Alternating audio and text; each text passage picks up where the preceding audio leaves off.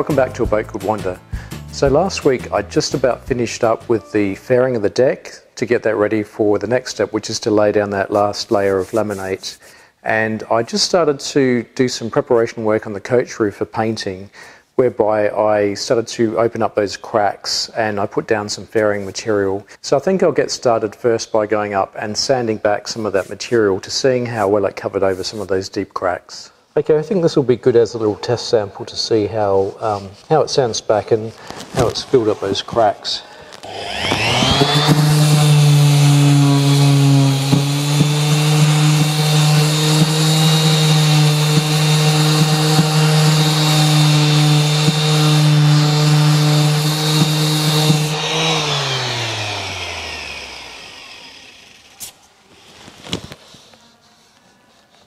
Yeah, that's worked out really well. I'm pleased with that. That 410 microlite is really good at filling up these small cracks, and it sands back really easy, and it's filled them up nicely to give me a perfectly flat finish. So obviously there's going to be a whole heap of work that I need to do to the coach roof to get it ready for painting, and I'm not going to tackle that just yet, of course.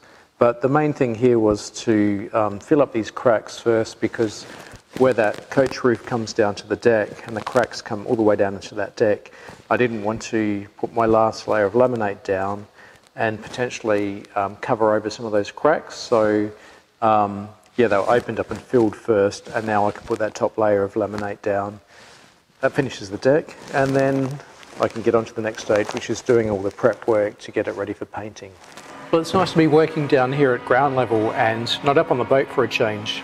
So I've got a couple of jobs that I'm doing down here. I've got the this piece here, which is the lid of the anchor locker, and this is a lazarette that sits, or a lazarette top that sits right at the back. Now obviously both of these had teak on them, and I've just taken the teak off, and I need to drill out the old screw holes, fill it up with some epoxy, and I basically want to use these as a test for putting that final sheath layer on before I tackle the whole deck.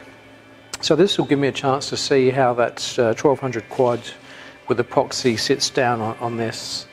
So yeah, the nice thing is all of this can be done here, down here on the bench, so it's nice to sort of be standing up and not bent over on a deck for a change. Alright, I'll get my drill and get started.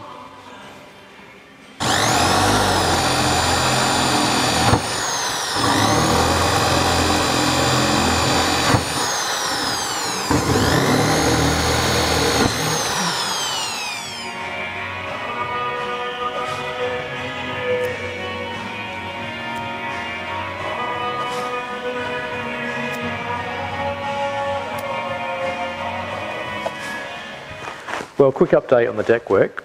I had really thought that I'd finished with all the fairing work, but I had the good sense to ask Anthony to come up the other day and take a look with a fresh set of eyes at the deck, just in case I'd missed anything, because I've spent so long on this deck, you know, you kind of need to step back a bit and take a second look. The bottom line is it's not quite ready, and there's a couple of spots that probably don't need any more fairing, but just a little bit more sanding. So something I wouldn't mind showing you is this flexible sanding board, which I've borrowed from Anthony, and he was kind enough to let me use this for a while, because these are pretty expensive to buy. They're about 400 euros, and yeah, it's great that I've been able to borrow his, but as you can see, it's actually quite flexible.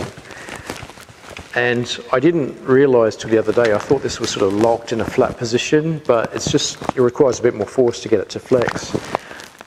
So I think the best thing I can do is just have one more really solid effort at trying to find any tiny sort of high spots and fair them back and sand them back with this. Yeah, so not quite finished with the fairing. But a couple more days with this and she should be ready. So let's see that in action.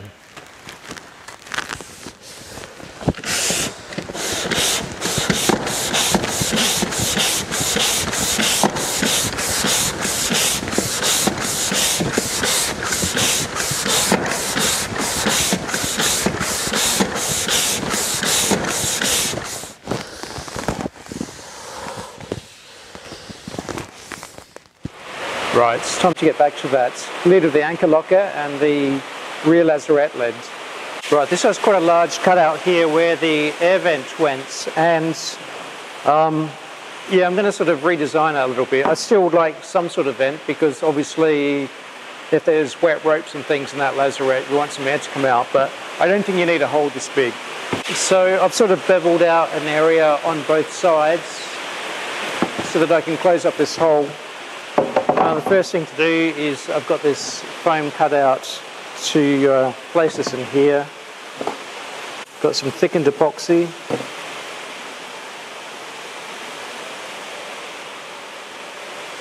Just get a bit in here as well.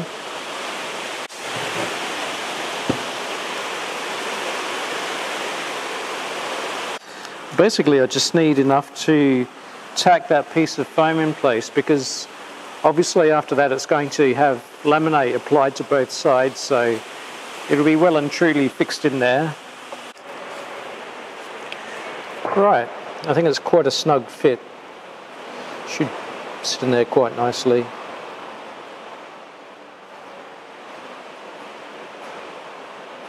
Okay, I'll let this cure and then I'll come back in a couple of days' time and start to fill this up with some laminate. Well, now it's time to put some fairing on this piece and get it ready for some laminate.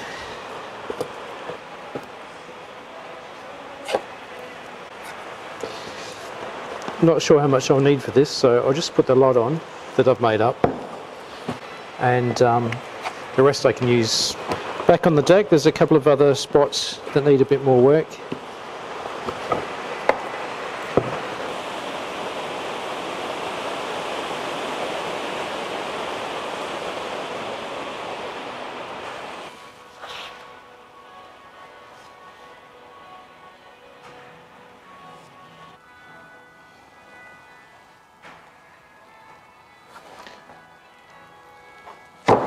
Looks better. Good morning. Well, it's Wednesday, 8:30 a.m. and it's 3 degrees according to my thermometer here. And it certainly feels that way. It's absolutely horrible. It's so cold. So basically every day for the last 4 days I've come in here with the hope of getting the last of that laminate on the deck and completing my update so I can sort of complete this end of the process. But every day for the last 4 days I've come in here, I've checked the thermometer, it's been 3, 4, 5 degrees and it's just too cold to do any laminating. Now I do have those heating pads, so I can actually control the temperature, albeit just 1 metre at a time, by putting those down and post-curing the laminate to sort of 35, 40 degrees, so that part's fine. The problem is I need to ensure that the resin is sort of fluid enough to be able to penetrate through that 1200 GSM mat. It's a very thick mat and you need the resin to really flow. So whilst I've got the resin in that insulated box there and I can maintain the temperature to 20 degrees, as soon as I mix it up in this cold air of 3 degrees, it's going to drop in temperature and then it's going to become more viscous and it's going to be less easy to really work into that mat. So that's really disappointing because I really wanted to get this update out there. I know it's a little bit late and I wanted to show you that top deck finished, but unfortunately that's not going to happen this week. Now just looking ahead at the weather forecast, what do we got here next week? 8 degrees, 5 degrees to 8 degrees, 6 degrees to 2 degrees. Maybe the end of next week, 8, 9 degrees, 9 degrees next Friday. So I'm just going to have to wait. I'm just going to have to wait for this to warm up to be able to do this piece while I can, and then I think that will probably be the last piece of sort of any serious work I can do for this year that requires, you know, temperature of 10 degrees or so in the workshop. So I've just had to turn to other jobs that I can do in the meantime. One of the jobs that I did the other day, and this sort of happened too quickly for me to get the video set up, is I dropped the rudder out. This took a lot of heat. I got a blowtorch on the massive bronze gudgeon that hangs down here. So a lot of heat, some hammers and some wedges to try and drive it out. Finally it came out.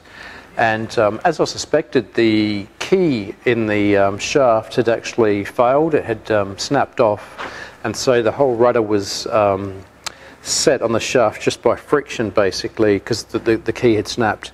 And that was the whole reason why the rudder was never perfectly centered with the quadrant up in the aft cabin. It was always offset by about 20 degrees, and it would turn one way more than the other. So that's the reason. All I need is to get a new key now, so that should be fine. In terms of other things that I've been doing, I built a little bit more storage over here. I built this unit the other day to be able to get everything off the floor and into that, because essentially I need to do a big cleanup actually and get everything out of this corner and put it on that side, and then just around the edge of my boat. So I've kind of got this side of the shed here where I need to move all my bits and pieces over towards, and then behind it, so that on this side of the shed they can get another large boat in, because it's that time of the year where people want to have their boats in storage, so this shed gets used as storage rather than as a workshop.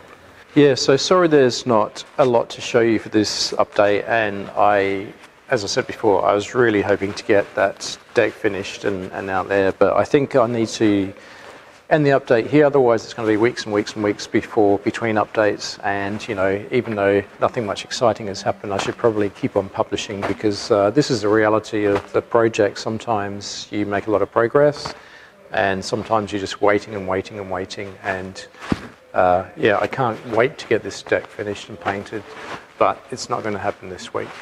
So thanks for watching. Come back next week and we'll see where we're at that point. See you then. Cheers.